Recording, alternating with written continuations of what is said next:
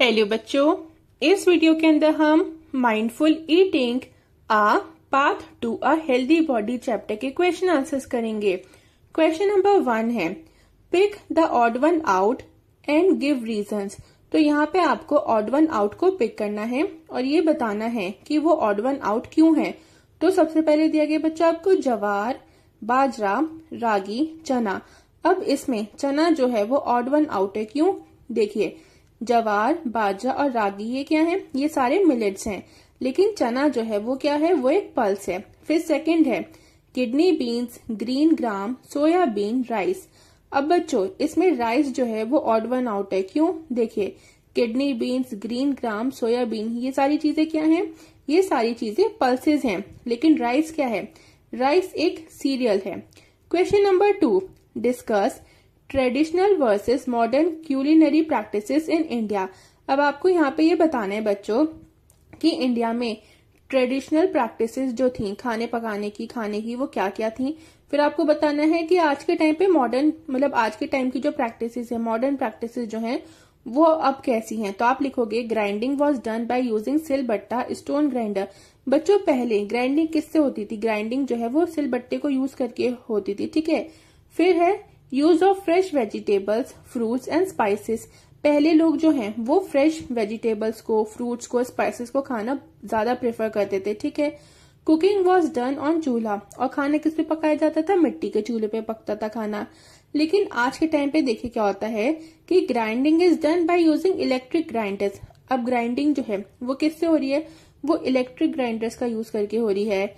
Use of pre packaged and processed foods, और हम कैसा खाना खा रहे हैं? हम प्री पैकेज्ड फूड खा रहे हैं, प्रोसेस्ड फूड खा रहे हैं।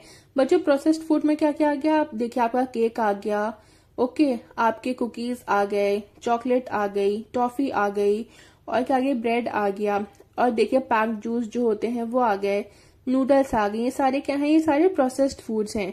Cooking is done on a gas stove और इन द माइक्रोवेव। और आज हम किस चीज पे खाना पका रहे हैं? हम या तो गैस स्टोव पे खाना बनाते हैं या फिर माइक्रोवेव के अंदर खाना पकते हैं ना। क्वेश्चन नंबर 3 है, a children says that good food may act as medicine. Ravi is curious about this statement and has some questions for his teacher. List at least 2 questions that he can ask. अब देखिए, रवि की जो teacher हैं उन्होंने क्या बोला? उन्होंने ये बोला कि जो मेडिसिन होती है वो क्या वो किस तरीके से एक्ट कर सकती है? वो एक दवाई की तरह एक्ट करती है, ठीक है। अब रवि जो है वो ये जानने के लिए बहुत ज्यादा क्यूरियस है कि दवाई जो है वो मेडिसिन, देखिए अच्छा खाना जो है वो मेडिसिन की तरह कैसे काम करता है। अब आपको यहाँ पे 2 क्वेश्चन बताने हैं जो रवि अपनी टीचर से पूछ सकता है। आप लिख दो first question, how is food a form of medicine. वो ये पूछ सकता है कि खाना जो है वो मेडिसिन कैसे है, ठीक है। फिर वो पूछ सकता है, Could you provide some examples of foods that aid in curing the diseases? फिर वो अपनी टीचर से पूछ सकता है कि आप मुझे कोई ऐसे एग्जाम्पल्स बताओ फूड के जो अलग अलग बीमारियों को ठीक करने में काम आता हो, ठीक है। फिर क्वेश्चन नंबर 4 है, not all delicious foods are necessarily healthy while not all nutritious food are always enjoyable. Share your thoughts along with a few examples. देखिए बच्चों, सारा ही जो डिलीशियस, टेस्टी खाना, स्वादिष्ट खाना होता है वो हेल्दी नहीं होता, ठीक है।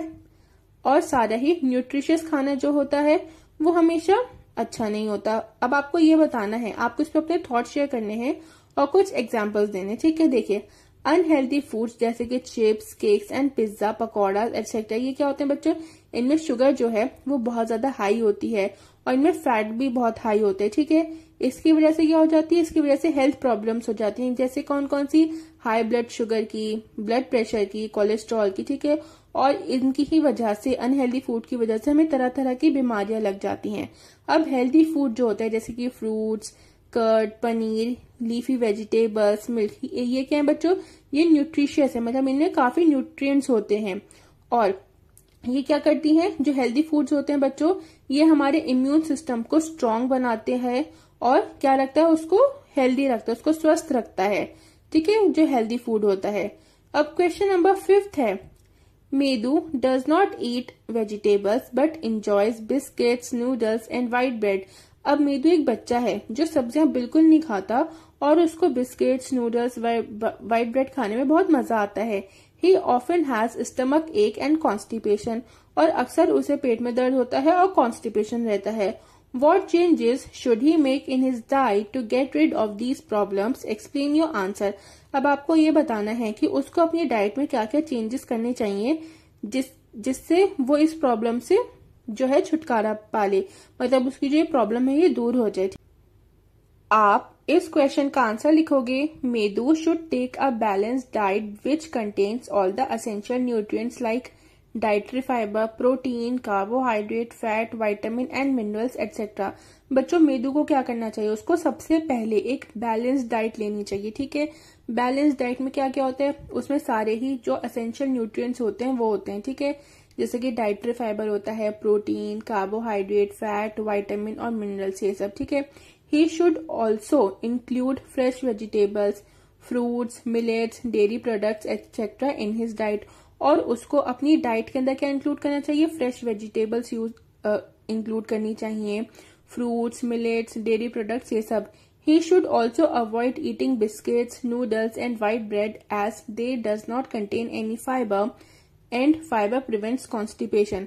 देखिए बच्चों, जैसे कि बिस्किट्स हैं, नूडल्स हैं, व्हाइट ब्रेड है, ये किससे बनती हैं, ये सब मैदे से बनती हैं। और मैदे के अंदर क्या नहीं होता, मैदे के अंदर बच्चों कोई भी फाइबर नहीं होता। ठीक है, तो इस वजह से उसे इन सब चीजों को छोड़ देना चाहिए, उसे नहीं खानी चाहिए, क्योंकि इन सब चीजों में फाइबर नहीं होता। और बच्चों फाइबर क्या करता है, वो कॉन्स्टिपेशन से प्रिवेंट करता है। ठीक है, अगर आप फाइबर खाओगे तो आपको क्या नहीं होगा, आपको कॉन्स्टिपेशन नहीं होगा।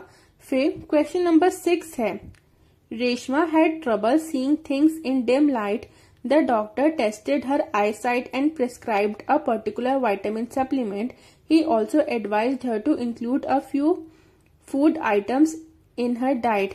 अब देखिए, रेशमा एक लड़की है, उसको हल्की रोशनी में चीजों को देखने में प्रॉब्लम हो रही है। अब जब वो डॉक्टर के पास गई तो डॉक्टर ने उसको कुछ विटामिन सप्लीमेंट लिख के दिए। ठीक है, और उसको ये भी कहा कि उसको कुछ खाने की आइटम उसको ऐसे बताए जिसको उसे अपनी डाइट में इंक्लूड करना है। फर्स्ट है, which deficiency disease is she suffering from, उसे कौन सी डिसीज हो रही है बच्चों, तो देखिए उसको नाइट ब्लाइंडनेस हो रही है। ठीक है, उसको रात के अंदर या डिम लाइट के अंदर उसे कम दिख रहा है। फिर सेकंड है, which food component may be lacking in her diet, आपको बताना है कि कौन सा फूड कंपोनेंट ऐसा है जो उसकी डाइट में कम पड़ रहा है। ठीक है, तो आप लिख दोगे विटामिन ए। बच्चों विटामिन ए हमारी आईज के लिए बहुत ज्यादा अच्छा होता है। ठीक है, अगर हम विटामिन ए वाली चीजें खाते हैं तो हमारी आईसाइट हमेशा अच्छी रहती है। फिर थर्ड है, suggest some food items that should include in her diet to overcome this problem, आपको कोई ऐसी 4 चीजें बतानी है खाने की जिसको वो अपनी डाइट में इंक्लूड करे और उसको खाने के बाद उसकी जो प्रॉब्लम है वो दूर हो जाए। तो आप लिख दो carrots, spinach, mango and sweet potatoes. Okay, question number 7 है, you are provided the following, canned fruit juice, fresh fruit juice, fresh fruit. Okay, which one you prefer and why, आप किसको पिक करोगे, आप किसको यूज करना चाहोगे और क्यों। ठीक है, तो आप इसका आंसर लिखो, I would prefer fresh fruit because they contain fiber and more nutrients as compared to fresh fruit juice and canned fruit juice. देखिए बच्चों, मैं फ्रेश फ्रूट को पिक करूंगी, क्यों, क्योंकि उसके अंदर ज्यादा फाइबर होगा और उसके अंदर ज्यादा न्यूट्रिएंट्स होंगे। अगर हम कंपेयर करें किससे, फ्रेश फ्रूट जूस से अगर हम कंपेयर करें और कैंड फ्रूट जूस से अगर हम कंपेयर करें। ठीक है, फिर क्वेश्चन नंबर 8 है, Gaurav got a fracture in his leg, Gaurav के पैर में क्या हो गया, फ्रैक्चर हो गया। ठीक है, उसकी हड्डी टूट गई। His doctor aligned the bones and put on a plaster, अब फिर डॉक्टर ने क्या करा, उसकी हड्डियों को एक साथ करा और उस पर प्लास्टर लगा दिया। ठीक है, the doctor also gave him calcium tablets, और डॉक्टर ने उसको कैल्शियम की tablets the. On the second visit the doctor gave him vitamin D syrup along with calcium tablets, और फिर जब वो दूसरी बार डॉक्टर के यहाँ गया तो डॉक्टर ने उसको विटामिन डी की क्या दे दिया बच्चों, सिरप दे दिया और कैल्शियम टैबलेट्स भी दी। ठीक है, refer to figure 3.5 and answer the following questions. Question first है, why did the doctor give calcium tablets to Gaurav, आपको ये बताना है कि डॉक्टर ने गौरव को कैल्शियम टैबलेट्स क्यों दी। तो इसका आंसर हो जाएगा, the doctor give calcium tablets to Gaurav because calcium gives strength to bones and helps in bone healing. बच्चों डॉक्टर ने ऐसा इसलिए करा क्योंकि कैल्शियम जो है वो क्या करता है, वो हमारी हड्डियों को मजबूत बनाता है और जो उसकी हड्डी टूट गई थी उसको ठीक करने में भी कैल्शियम जो है वो हेल्प करता है। ठीक है, इसलिए डॉक्टर ने उसको दिया। फिर सेकंड है, on the second visit why did the doctor give vitamin D syrup along with calcium tablets. अब जब वो सेकेंड बार गया तो डॉक्टर ने उसको विटामिन डी सिरप के साथ कैल्शियम टैबलेट्स दी। ऐसा क्यों करा? तो आप इसका आंसर लिखोगे, the doctor give vitamin D syrup along with calcium tablets because vitamin D helps in calcium absorption. बच्चों डॉक्टर ने ऐसा इसलिए करा क्योंकि विटामिन डी जो है वो क्या करता है, वो कैल्शियम के एब्जॉर्प्शन में हेल्प करता है। फिर थर्ड है, What question arises in your mind about the choices made by the doctor in giving the medicines? अब आपको ये बताना है कि डॉक्टर ने जो उसको मेडिसिन दी है उससे रिलेटेड आपके माइंड में क्या क्वेश्चन अराइज हुए। ठीक है, क्या क्वेश्चन आया है तो आप लिख दो, for how long will Gaurav need to take the vitamin D syrup and calcium tablets. तो गौरव जो है उसको कितने टाइम के लिए विटामिन डी सिरप और कैल्शियम टैबलेट्स को लेना पड़ेगा। ठीक है, तो ये हम क्वेश्चन हमारे माइंड में आया होगा। फिर क्वेश्चन नंबर 9 है, sugar is an example of carbohydrates. तो शुगर क्या है, वो कार्बोहाइड्रेट्स का एक एग्जाम्पल है। Sugar is tested with iodine solution but it does not change to blue black colour, what can be a possible reason. ठीक है, अब देखिए शुगर को आयोडीन सॉल्यूशन से जो है वो टेस्ट करा गया लेकिन उसका कलर जो है किसका, शुगर का, वो ब्लू ब्लैक नहीं हुआ। आपको बताना है इसका क्या रीजन हो सकते हैं, तो आप इसका आंसर लिखोगे, this happened because sugar is an example of simple carbohydrates and iodine does not react with simple carbohydrates, it react with complex carbohydrates such as starch. देखिए बच्चों ऐसा इसलिए हुआ क्योंकि शुगर क्या है, शुगर एक सिंपल कार्बोहाइड्रेट है। ओके, और आयोडीन जो है वो सिर्फ क्या करता है, वो कॉम्प्लेक्स कार्बोहाइड्रेट के साथ रिएक्ट करता है, जैसे कि स्टार्च वो सिंपल कार्बोहाइड्रेट के साथ रिएक्ट नहीं करता। ओके, क्वेश्चन नंबर 10 है, what do you think of Raman's statement all starches are carbohydrates but not all carbohydrates are starches, describe the design of an activity to test your answer. अब देखिए रमन ने ये कहा कि सारे ही जो स्टार्चेस हैं वो कार्बोहाइड्रेट्स हैं लेकिन सारे ही कार्बोहाइड्रेट्स स्टार्च नहीं है।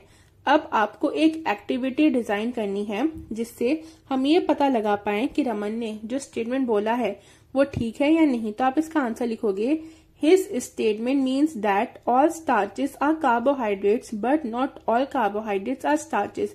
देखिए उसके स्टेटमेंट का मतलब ये था कि सारे ही जो स्टार्चेस हैं वो कार्बोहाइड्रेट्स हैं लेकिन सारे ही कार्बोहाइड्रेट्स स्टार्चेस नहीं है। To test this we can perform an iodine test. और उसके इस स्टेटमेंट को टेस्ट करने के लिए हम क्या कर सकते हैं, हम आयोडीन टेस्ट को परफॉर्म कर सकते हैं। Add iodine solution to different food samples like sugar, rice and potatoes. ठीक है, अब देखिए हमें डिफरेंट कार्बोहाइड्रेट वाली चीजें लेनी जैसे कि शुगर, राइस और potato. If the sample rice and potatoes turn blue black it contains starch. अब देखिए बच्चों जैसे हमने सैंपल लिया, ठीक है, किसका, जैसे राइस का ले लिया, पोटैटो का ले लिया, ठीक है, अगर वो ब्लू ब्लैक हो जाता है तो इसका मतलब उसमें क्या है बच्चों, स्टार्च है। देखिए राइस और पोटैटोज में बच्चों स्टार्च होता है। Okay, other carbohydrates like sugar want change colour. अब देखिए जैसे शुगर है उसका कलर चेंज नहीं होगा। This demonstrate that not all carbohydrates are starches. इसका मतलब क्या है कि सारे ही कार्बोहाइड्रेट्स जो है वो स्टार्च नहीं है। देखिए बच्चों ओवरऑल मैं आपको बता दूं, देखिए इससे हमें ये समझ में आता है कि आयोडीन जो है वो सिर्फ कॉम्प्लेक्स कार्बोहाइड्रेट जैसे कि स्टार्च के साथ ही वो रिएक्ट करता है, वो सिंपल कार्बोहाइड्रेट जैसे कि शुगर उसके साथ वो रिएक्ट नहीं करता। अब देखिए जैसे शुगर है, राइस है, पोटैटो है, ये तीनों ही क्या है, ये तीनों ही कार्बोहाइड्रेट हैं, लेकिन इनमें से स्टार्च क्या है, स्टार्च सिर्फ राइस और पोटैटोज हैं। ठीक है, सिर्फ राइस और पोटैटोज में ही स्टार्च है। फिर क्वेश्चन नंबर 11 है, while using iodine in the laboratory a few drops of iodine fell on Mishti's socks and a few fell on her teacher's sari. The drops of iodine on the sari turned blue black while the color on the socks did not change. What can be the possible reason? देखिए अब lab के अंदर क्या हुआ कि मिष्टी के socks पे iodine की कुछ बूंदे जो हैं वो गिर गईं और कुछ बूंदे जो उसकी टीचर है उनकी साड़ी पे गिर गईं। ठीक है, लेकिन साड़ी के ऊपर जो बूंदे थी वो ब्लू ब्लैक हो गईं, लेकिन सॉक्स के ऊपर कोई भी चेंज नहीं हुआ। तो आपको ये बताना है इसका क्या रीजन है। तो आप इसका आंसर लिखोगे फ्यू, देखिए बच्चों इसका आप आंसर लिखोगे when few drops of iodine fell on the sari the iodine turned blue black because the sari must have contained starch. देखिए बच्चों, जब साड़ी के ऊपर आयोडीन की कुछ ड्रॉप्स गिरे तो वो क्या हो गए, वो ब्लू ब्लैक में चेंज हो गए। क्यों? क्योंकि साड़ी के अंदर बच्चों स्टार्च होगा। Starch is often used on cotton to prevent wrinkles and give them a crisp look. अब देखिए कभी कभी क्या होता है, कॉटन के ऊपर स्टार्च लगा दिया जाता है, जैसे कि साड़ी जब बनती है, ठीक है। ऐसा क्यों करते हैं? ऐसा इसलिए करते हैं ताकि साड़ी के ऊपर ज्यादा रिंकल्स ना पड़े, ठीक है, ज्यादा सिलवटें ना पड़े, और साड़ी को एक क्रिस्प लुक देने के लिए स्टार्च को लगाया जाता है, ठीक है। तब जब साड़ी के अंदर स्टार्च है, मतलब कॉटन के कपड़े में जब ऊपर स्टार्च लगाया गया है, तो इस वजह से जब आयोडीन की ड्रॉप साड़ी के ऊपर गिरी तो ड्रॉप्स जो है वो ब्लैक ब्लू कलर में या ब्लू ब्लैक कलर में चेंज हो गई। अब मिष्टी के जो सॉक्स हैं उनमें स्टार्च नहीं होगा, इस वजह से उसके जो सॉक्स के ऊपर जो ड्रॉप्स गिरी थी उनका कलर चेंज नहीं हुआ, ठीक है, वो ब्लू ब्लैक नहीं हुई। क्वेश्चन नंबर 12 है Why are millets considered a healthy choice of food? Can eating just millets suffice for that nutritional requirement of the body? Discuss। देखिए बच्चों, मिलेट्स जो हैं वो बहुत ज्यादा हेल्दी होते हैं, ठीक है।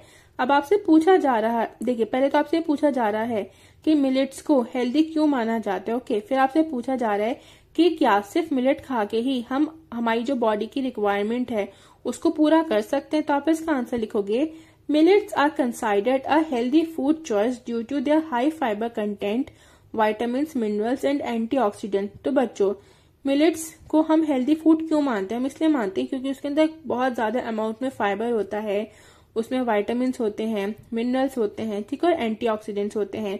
They help in maintaining normal body functions. वो हमारी बॉडी के जो फंक्शंस हैं उनको नॉर्मल रखने में, ठीक है, मदद करते हैं। Relying solely on millets for nutrition may not provide a balanced diet.